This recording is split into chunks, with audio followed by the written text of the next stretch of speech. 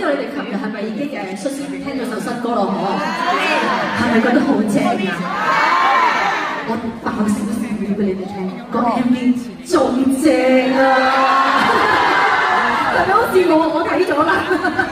放心，一陣間你哋有得睇。但係呢個時候咧，我知道你哋都等咗好耐啦。事不宜遲啦，不如我哋即刻邀請我哋今日嘅主角出場啦，好唔好啊？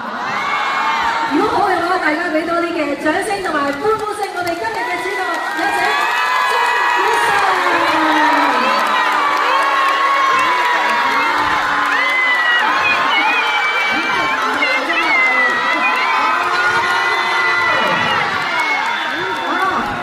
大家早晨，真係好開心啊！雨晨今日1連2日啦，都可以同一班嘅神粉見面啦，亦都要喺度啦，恭喜你！因為有新作要帶俾我哋啦。呢個時候可唔可以都同我哋啲粉絲們咧再次介紹下你呢首新歌《迷戀有害》先？好嗱咁《迷戀有害》呢首歌咧，其實就係同以往嘅張雨晨有啲唔一樣啦。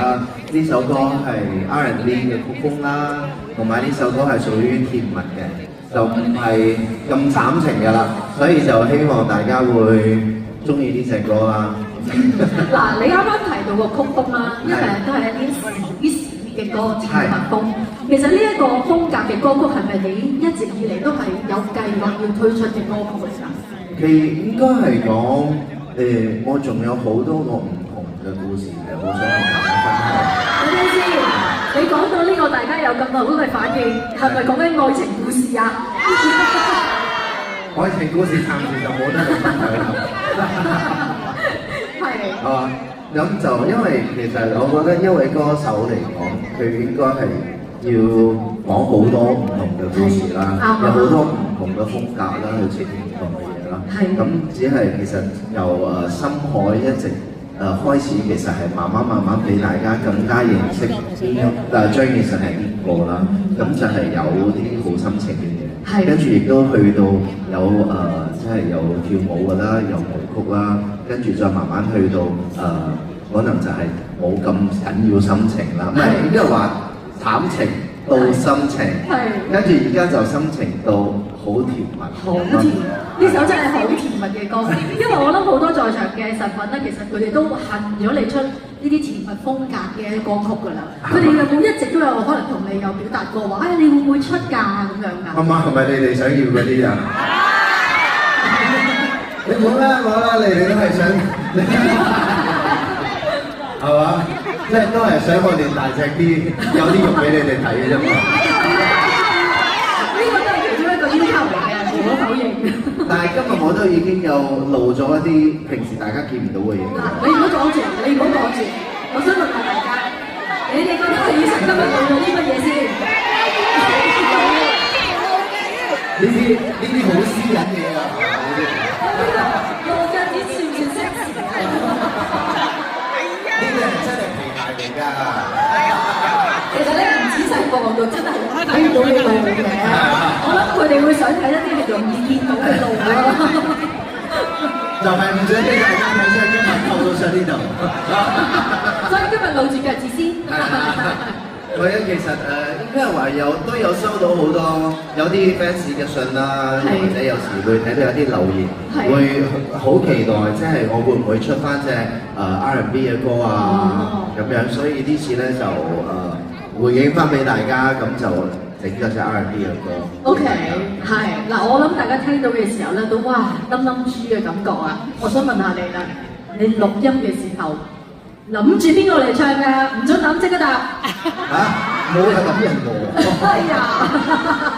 我錄音嘅時候其實係好理性嗰種㗎，所以我就係要記住啲歌詞啦，跟住要知道邊度要做啲乜嘢嘢啦，咁樣去唱。但係唔係通常都會有個對象咁樣，可能唱起嘅時候更加甜咁樣嘅咩？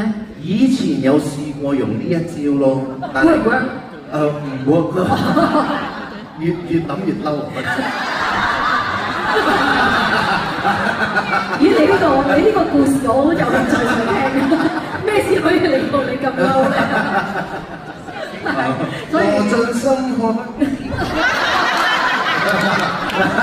原來你都有呢一面嘅。係啦，咁即係冇諗其他嘢，就好理性咁樣去，係啦，唔好唱錯歌詞就得啦。係啦，就係希望可以將監製想要嘅嘢。OK，係嗱，講到我哋今次呢個 MV 啦，大家都應該有留意咧，以前嗰啲 MV 嘅女主角咧都係靚女嚟嘅。今次啦，嗱首歌咁 sweet 啦，係你又會唔會好似上次嗱？我聽講上次咧，阿 Stephanie 咧，好似係你要求同公司要求揾佢嚟做女主角。冇錯。今次嗱，我哋呢個女主角咧，我哋未穿俾大家聽係邊個嚟嘅。首先你可唔可以同大家講，呢個人係咪你同公司要求啊？不如可唔可以邀請佢嚟咧？咁樣㗎？係嘅，其實因為當我知道就係呢個 MV 嘅劇本啦，同埋佢想要講個故事啦，就係有少少希臘神話嘅 feel。咁即係佢係又要係公主，又要係女神，所以我就諗，係如果咁樣嘅話，有邊一位即係女藝人咧係適合嘅？咁我第一個諗到嘅就係佢啦，所以我就即刻將佢嘅 Instagram 啊，將佢啲相就 send 咗俾公司睇，就 send 跟住就話我覺得呢位幾啱嘅喎，咁人哋一睇就覺得非常之啱，跟住係啦就揀咗佢啦。哇！又係公主，即係好靚嘅啦，仲要係你冇得攞少少嘅牽，所以俾大家冇乜故事。雖然轉頭就會揭曉嘅。係。好高啊佢。如果係我今日就應該會企喺呢度嘅。坐喺下邊。佢身高非常高。嗱，身高非常高。又係女神咁樣嘅樣，大家可能趁而家呢段時間可以估一估先嚇。近排大家會唔會成日都見到佢㗎？其實都有嘅，都周不時都會見到佢。嗱，近排周不時大家都喺電視上面見到佢嘅，大家可以估下啦。咁都要問啦，因為係前歌啊嘛。咁邊有個咁靚嘅女神同你一齊拍 MV， 有冇啲咩嘅親密動作先？我哋有一張床咯。哇！張床係我嚟做咩㗎？喺床上度做戲咯。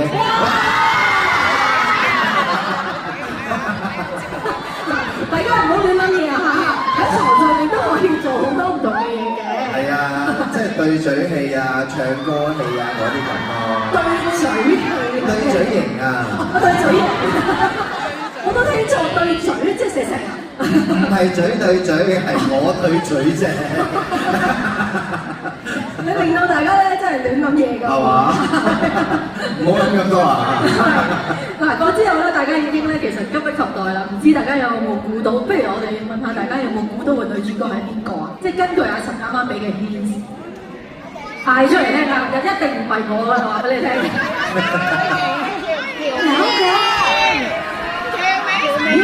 我聽到啲名，聽到個名喎，究竟係咪咧？不如呢個時候我哋一齊睇睇邊先。呢位女主角今日有啲嘢想同大家講喎。MV 嘅女主角覺得好榮幸、好開心可以同佢一齊拍。佢真係好 talented in singing, songwriting, and dancing. So he's definitely someone I look up to in the industry, and I thank him so much for giving me this opportunity. 今次係第一次，真係有少少緊張，but when I got on set and we started working together, I felt so much more relaxed. 佢都有同我講，just be yourself, as well as 我好中意呢首歌啊，我覺得呢首歌好洗腦啊 ，you hear it once and it definitely gets stuck in your head. 大家記得 loop 呢首歌，記得聽。